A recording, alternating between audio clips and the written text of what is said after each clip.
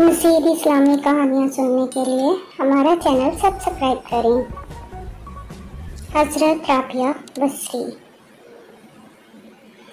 سیدہ رابعہ شام سے عبادت الہی کو کھڑی ہوتی اور صبح کر دیتی تھی۔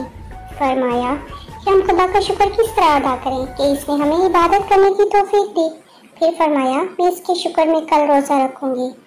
آپ مناجات میں کہتی ہیں تھیں اگر قیامت کے دن مجھے دوزخ میں بھیجا جائے گا تو میں تیرا ایسا بھید ظاہر کر دوں گی جس کی وجہ سے دوزخ مجھ سے 1000 برس کی راہ پر بھاگ جائے گی۔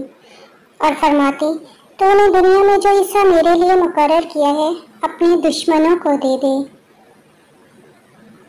اور جو حصہ عقبہ میں میرے لیے رکھا ہے وہ اپنے دوستوں میں بانٹ دے، کیونکہ میرے لیے تو ہی کافی ہے۔ اور فرمایا میں دوزخ کے خوف سے تیری عبادت کروں تو مجھے دوزخ میں جلا، اور اگر جنت کی آرزو کی وجہ سے عبادت کروں تو جنت مجھ پر حرام کر، اور اگر تجھ کو تجھ سے چاہوں تو اپنا جمال مجھے نصیب کر۔ اور فرمایا خدا اگر مجھے دوزخ میں بھیجے گا میں فریاد کروں گی کہ میں تجھے دوست رکھتی تھی، دوست کے ساتھ یہ معاملہ نہیں کرتا۔ غیب سے آواز آئی اے رابعہ تو ہم سے بدگمان نہ ہو، ہم تجھے اپنے دوستوں کے قرب میں جگہ دیں گے تاکہ تو ہم سے بات کر سکے۔ اور فرمایا خدا میرا کام اور میری آرزو دنیا میں تیری یاد ہے اور آخرت میں تیرا دیدار، آگے تو مالک ہے جو چاہے کر۔ ایک شب کو عبادت کرتے وقت آپ نے فرمایا خدایا میرے دل کو حاضر کر یا میری بے دلی کی عبادت کو قبول کر لے۔ جب آپ کی وفات کا زمانہ قریب ہوا، جو مشائخ آپ کے قریب تھے آپ نے ان سے کہا